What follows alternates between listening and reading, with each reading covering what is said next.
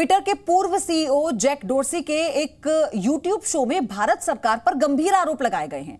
Jack dorsi ने आरोप लगाया है कि किसानों के विरोध को कवर कर रहे वैसे पत्रकार जो सरकार के आलोचक थे, उनका अकाउंट ब्लॉक करने को कहा गया था।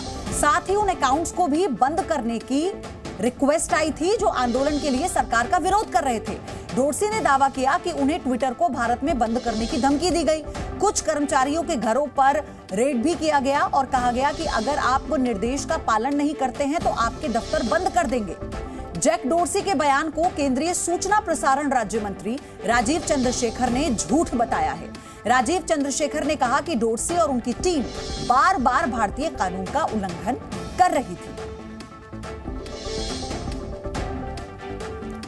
तो ये बहुत बड़े अपडेट है, आपको बताया, और इस पर भारत सरकार की तरफ से भी जवाब दिया जा चुका है। जिस तरह से डोर्सी की टीम को लेकर सवाल उठ रहे थे और ये कहा गया कि बार बार भारतीय कानून का उल्लंघन कर रही थी, और ये बात खुद राजीव चंद्रशेखर ने कही है। उन्होंने बताया है कि डोर्सी और उनकी टीम किस तरह से नियमों का उल्लंघन कर रही थी, और फिर यही कारण था कि वो अब जो भी आरोप लगा रहे हैं ये सभी आरोप झूठे हैं, क्योंकि भारत की तरफ से जो प्रोपेगेंडा फैलाने की कोशिश भी हो रही थी, झूठा प्रचार भारत के खिलाफ जो किया जा रहा था, उसको एक कड़ा जवाब दिया गया।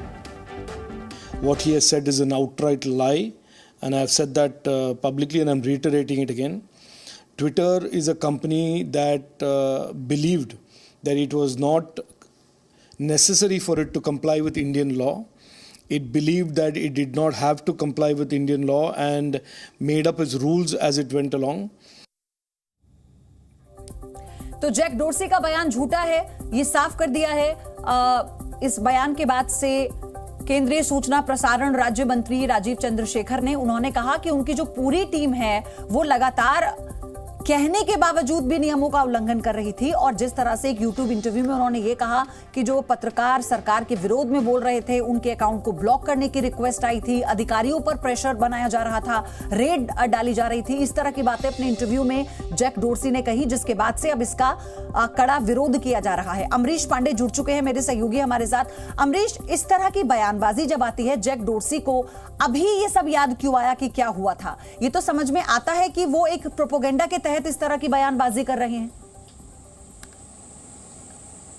जी, सरकार का भी यही साफ कहना है कि वो एक प्रोपेगेंडा की तरह ये सारी चीज़ों को पार्टिसिपेट करें, क्योंकि जिस तरह से उन्होंने कहा कि उनके पास 2 साल में लगातार इस तरह का प्रेशर था कि जो पोस्ट है उनको डाउन प्ले किया जाए, कुछ अकाउंट्स को ब्लॉक किया जाए, ऐसा कुछ भी सरकार की तरफ से नहीं कहा गया था। सरकार ने लगातार उनसे यही कहा था कि आप भारत में इंटरमीडिएट के तौर पर काम कर रहे हैं तो आपको भारत के नियमों का पालन करना पड़ेगा, और ट्विटर यही नहीं चाहता था। इस वजह से ये सारी जो अभी तक के प्रोपेगेंडा है वो उन्होंने किए थे, और आज की जो बयानबाजी है वो भी उसी प्रोपेगेंडा का ही हिस्सा है। सरकार ने यह भी स्पष्ट किया कि 2020 से लेकर 2022 तक ट्विटर ने लगातार भारतीय कानून का उल्लंघन किया था, और जून 2022 के बाद जब सरकार का दबाव बढ़ा है तब उन्होंने भारतीय कानून को मानना शुरू किया था, और उसके तहत उन्होंने अपने जो रिपोर्टर्स थे, अपने जो लोग थे, जो ऑफिसेस थे, उनको भी भारतीय कानून के हिसाब से कंप्लाई करना शुरू किया था। तो 2022 जून से पहले लगातार ट्विटर इसका उल्लंघन करता आ रहा था, और इसी कार्रवाई का नतीजा है कि जैक डोर्सी अपने कार्यकाल के दौरान जो काला अध्याय था उसको छुपाने की कोशिश कर रहे हैं, और भारत के खिलाफ इस प्रोपेगेंडे में शामिल होकर वो अपने आप को हीरो साबित करना चाहते हैं। जी पयोधी। बिल्कुल, और सबसे बड़ी बात यह है कि राजीव चंद्रशेखर की तरफ से जो बयान दिया गया है, क्या और संभावना है? क्योंकि अगर इस तरह के बयान के बाद कोई एक्शन नहीं लिया जाता है तो इसका असर भी होगा। जी, सरकार ने अपना स्पष्ट रुख इख्तियार कर लिया। उनका साफ कहना है कि जो लोग भी भारतीय कानून का पालन नहीं कर रहे हैं, चाहे वो किसी भी देश के इंटरमीडिएट हो, किसी भी देश की कंपनी हो, या कितनी भी बड़ी कंपनी हो, उनको उस सर्कमस्टेंसेस का जो झेलना है वो झेलना ही पड़ेगा। किसी भी कीमत पर कोई कंपनी बिग टेक होने के नाते ये दबाव नहीं बना सकती, ना जनता पर ना सरकार पर, कि वो अपने मन से रूल्स को बनाएंगे और उसको फॉलो करवाएंगे। और सरकार ने ये भी कहा है कि आने वाले दिनों में जो डिजिटल इंडिया एक्ट है और DPDP यानी कि digital personal data protection act है, ये दोनों कानून जब आ जाएंगे तो इससे जनता और ऑनलाइन जो डिजिटल नागरिक हैं उन सब का जो हित है उनको साधने के लिए सरकार जिस तरह से प्रतिबद्ध है वो दोहराती रहेगी। और अगर इंटरमीडिएट को कोई दिक्कत है तो वो अपने हिसाब से सरकार से बातचीत करे, अपना रिप्रेजेंटेशन दे, और जो उनको लगता है वो उस तरह से करे। लेकिन इससे पहले भी ट्विटर के साथ जो लगातार इस तरह की बातें होती रही हैं, फिर चाहे डेटा को लेकर हो, प्राइवेसी को लेकर हो, भारत में उसका जो विस्तार प्रसार है उसको लेकर हो, और सरकार सरकार अपना स्टैंड बहुत सख्ती से साफ करती रही है, रुख एकदम साफ करती रही है। क्या अब ये मौका आ गया है, क्या ऐसा वक्त है कि अब एक कदम उठाने की जरूरत है?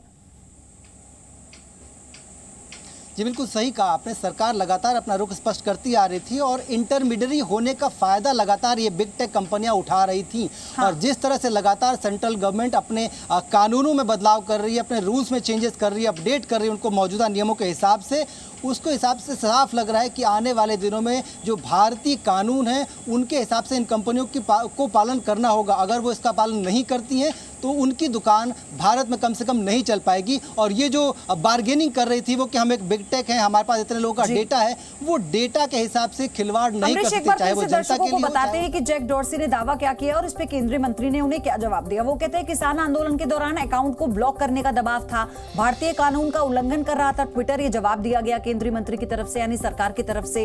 ये तमाम दावे जो हैं वो झूठे हैं, ये बताया गया। लेकिन डॉर्सी ये कहते हैं कि आंदोलन कवर करने वाले के जो अकाउंट है उन्हें ब्लॉक करने का दबाव था, यानी जो पत्रकार थे या जो लोग कवर कर रहे थे उनका अकाउंट ब्लॉक करने का दबाव था। ये अपने यूट्यूब इंटरव्यू में जैक डॉर्सी ने दावा किया है। इस पर जवाब दिया, भारतीय कानून का उल्लंघन कर रहा था ट्विटर लगातार, और जो भी वो आरोप लगा रहे हैं जैक डॉर्सी वो सरासर गलत हैं, झूठे हैं और बेबुनियाद हैं। Zee News.